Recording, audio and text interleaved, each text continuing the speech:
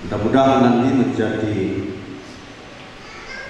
bahan yang meneguhkan hati kedua saudara kita yang menikah hari ini. Yang pertama, anggaplah suatu kehormatan untuk hidup tenang. Kekacauan hidup dapat mempengaruhi kesetiaan seseorang untuk mengasihi.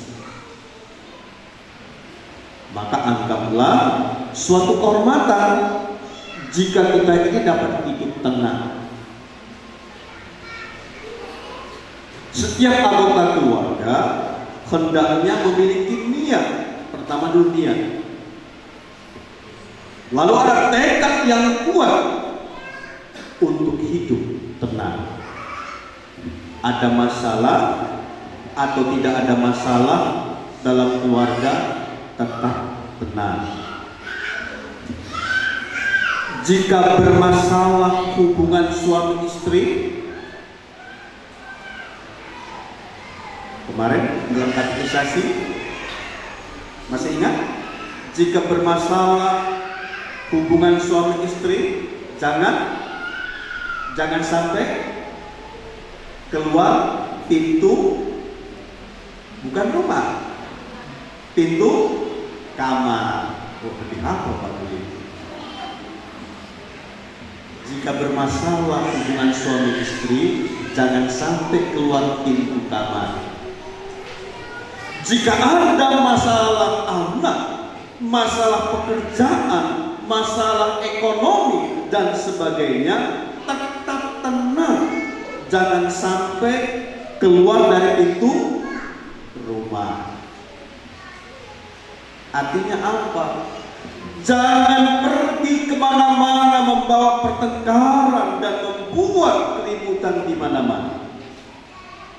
Tetapkanlah dalam hati untuk hidup berdamai dengan semua orang. Maka keluarga kita akan dihormati semua orang, sebab Yesus datang ke dunia membawa damai. Hidup tenang itu damai sejahtera. Yang kedua, mengurus persoalan sendiri. Tidak tahu diri menjadi penghalang kita untuk menyelesaikan masalah pribadi, sehingga tidak bisa mengurus persoalan sendiri. Terkadang ada katanya dia mengasihi, tapi itu hanya kedok. Sebenarnya dia menyusahkan dan membebani orang lain. Maka sebagai keluarga Kristen, janganlah selalu mencampuri urusan orang lain, tetapi selesaikanlah tugas sendiri dengan tanggung jawab. Uruslah urusan sendiri. Ibu-ibu, bapak-bapak, kalau kita menghitung urusan rumah tangga sendiri, banyak yang harus diurusi. Misalnya, seorang istri mengurus rumah tangganya mulai dari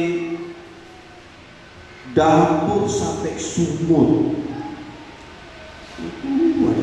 Nggak selesai-selesai. Menyita waktu dan tenaga. Maka sangat aneh sekali jika masih ditambah lagi beban mengurus dapur dan sumur ini, ditambah lagi untuk mengurus suaminya. Dalam hal apa? Dalam hal mandi.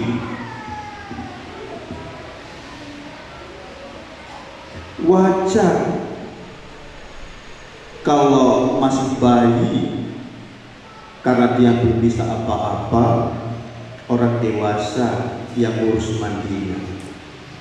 Ini seorang suami masih diurus mandi oleh istrinya, betul?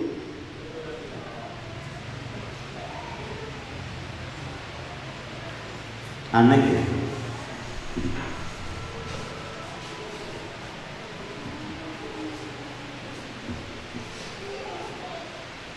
Gimana saudara? Kelak menjadi suami bagi Yuli, siap untuk mengurus diri sendiri. Nggak perlu lagi ribut dulu diurus oleh istri ya, mandi. Iya, sebaliknya selaku istri sebaiknya semakin menghormati suami, bukan semakin banyak menuntut. Betul, bapak-bapak? Karena suami itu pulang dari kerja, beban pikirannya sudah banyak.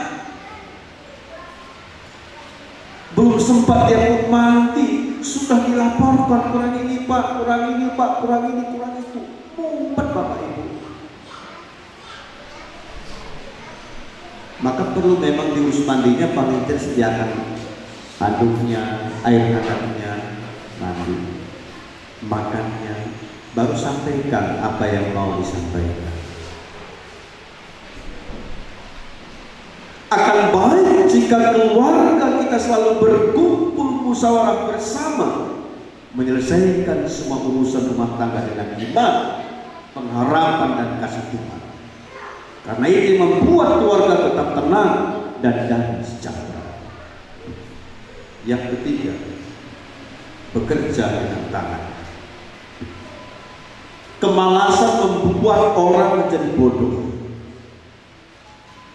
Jadi kenapa ada anak menerima hasil rapat kemarin itu nilainya 6 semua? Ini saya curigai, jangan-jangan malah hadiah nilainya. Kenapa ini? Malas belajar.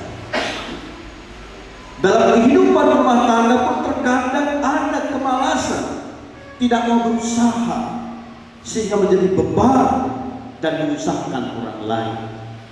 Malas membuat kita sulit untuk mengasihi. Oleh karena itu, firman Tuhan pada hari mengatakan, bekerjalah dengan tangan. Maksudnya selalu bekerja keras, semangat untuk memenuhi kebutuhan keluarga sendiri, dan juga membantu sesama yang membutuhkan. Jangan berharap apalagi sampai membebani orang lain untuk menyediakan semua keperluan hidup kita. Jangan selalu berharap. Sebagai gereja juga berusaha dengan sungguh-sungguh. Jangan terlalu banyak berharap bantuan dari pihak manapun. Sebab kalau kita selaku manusia, selaku anggota keluarga dibiarkan menjadi pemalas, ya akhirnya juga nanti akan mencampuri urusan orang lain. Oleh karena itu, marilah menjadi jemaat yang mandiri, rajin bekerja, ulet dan gigih, dan senang membantu semua orang. Karena keluarga yang baik dan terhormat adalah keluarga yang mandiri. Saudara-saudara yang dikasihi Tuhan Yesus, kasih merupakan kebutuhan hidup manusia. Kasih meliputi kebutuhan untuk memiliki dan dimiliki, serta kebutuhan untuk memberi dan menerima perhatian. Dalam perjalanan hidup manusia, ternyata kebutuhan kasih tidak mudah dicapai, apalagi menambah untuk lebih mengasihi lagi. Penyebabnya beraneka ragam, karena tidak kenal diri, karena malas, ambisi, angkuh dan sombong, ketakutan, jiwa yang gelisah, kekacauan hidup, dan sebagainya. Maka agar dapat lebih sungguh-sungguh lagi mengasihi sesama, mengasihi semua anggota keluarga, mohon kehadiran Allah dalam hidup kita. Sebab Allah itu adalah kasih. Kehadiran Kristus memberi pencerahan dalam hidup kita. Maka setiap orang yang tetap hidup di dalam Tuhan akan terang terus dan terus terang, karena demikianlah buah hidup dalam kasih. Saudaraku pengantin berdua yang kukasihi di dalam kasih Tuhan, saudara punya kendaraan ya, baik sepeda motor maupun mobil, punya ya. Ingat, sebagaimana kendaraan yang selalu saudara pakai, dirawat dengan baik dan selalu menambah bahan bakar minyaknya agar lancar perjalanannya, betul? Kalau tidak ditambah maka akan macet sebab kehabisan BBM. Demikian juga hidup saudara berdua. Ketika saudara dulu bersama-sama menempuh perjalanan masa-masa pacaran, lancar-lancar saja, tiada hambatan, terasa indah dan menyenangkan, karena kasih saudara masih full, masih penuh. Sebentar lagi saudara akan diteguhkan pernikahan. Kendaraan rumah tangga saudara akan menempuh perjalanan yang panjang dan lama. Kendaraan rumah tangga saudara akan melewati jalan yang berliku. Terkadang melintasi jalan masalah yang sangat off-road. Tahu off-road? Ditambah lagi muatan beban tanggung jawab semakin berat. Kalau tadi sampai hanya menggendong Yulia, besok-besok menggendong anak. Tidak hanya digendong secara fisik, tapi juga menggendong biaya hidupnya, tambah berat dan sebagainya. Ingat, waspada, menempuh perjalanan rumah tangga. Saya memberikan apresiasi kepada bapak-bapak polisi Polantas khususnya, mau mengamankan lalu lintas. Apa nanti yang saudara pakai kalau saudara di jalan raya menggunakan peraturan lalu lintas agar selamat? Kalau kendaraan rumah tangga saudara, apa yang saudara patuhi? Hukum lalu lintas kah atau hukum apa? Hukum Tuhan. Patuhilah hukum Tuhan. Rawatlah kendaraan keluarga saudara menggunakan pelumas, oli yang terbaik dari Tuhan. Apa oli yang terbaik dari Tuhan untuk merawat kendaraan rumah tangga saudara? Firman-Nya. Percayalah kepada Yesus Kristus. Tangki perbekalan kebutuhan keluarga saudara tetap akan full, tetap akan penuh tanpa berkekurangan, bahkan berlimpah kasih karunia Tuhan.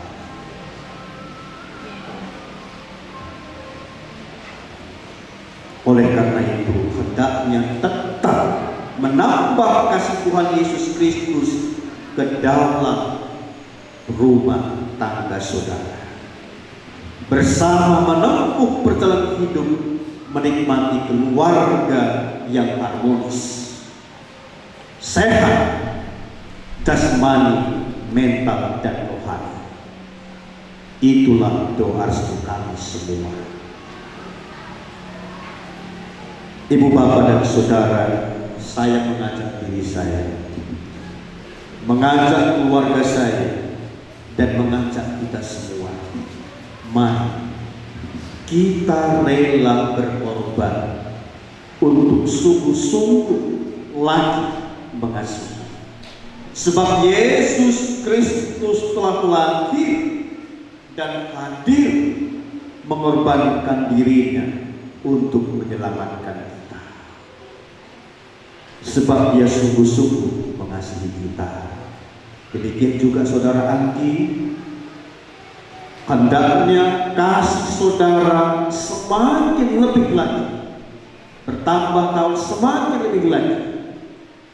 Kalau selama ini wujud kasih saudara kepada orang tua mungkin mengunjungi Pak Sutimin di Gaya Baru hanya waktu lebaran saja, atau Ibu Rohayani ke Mesuji hanya pada waktu lebaran saja. Tetapi setelah saudara sudah dibentuk menjadi keluarga yang baru, tidak hanya waktu tertentu saja, usahakan sesering mungkin lebih mengasihi lagi. Siap? Karena kan tangki mobil saudara kan sudah diisi penuh kali itu, nggak ada hambatan, lancar. Demikian juga keluarga orang tua saudara Pak Muhammad, selalu lebih lagi.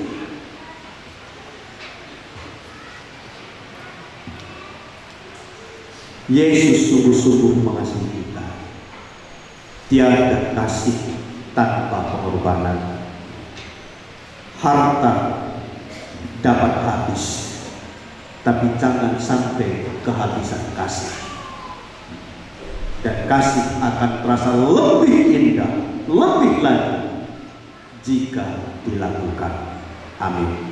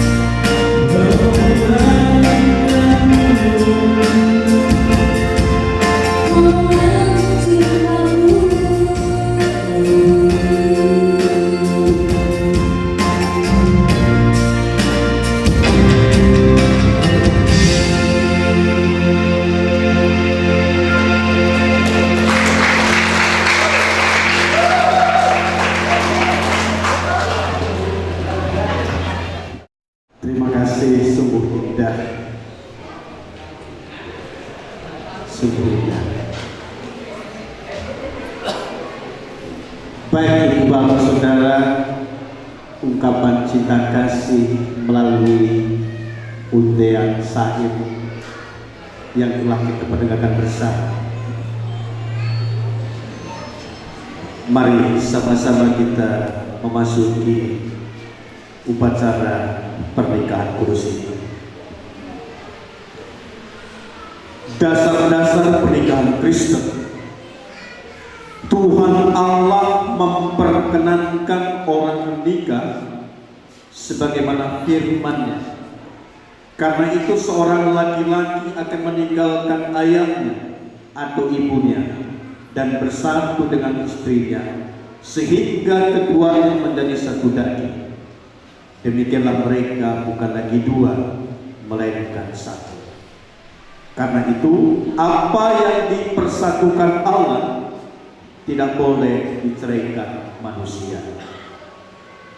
Kewajiban orang menikah antara lain satu, mewujudkan kesatuan keluarga dalam ikatan kasih sejati dengan saling memperhatikan, tidak mementingkan diri sendiri, dan saling tolong-menolong, karena orang yang menikah itu telah dipersatukan oleh Allah.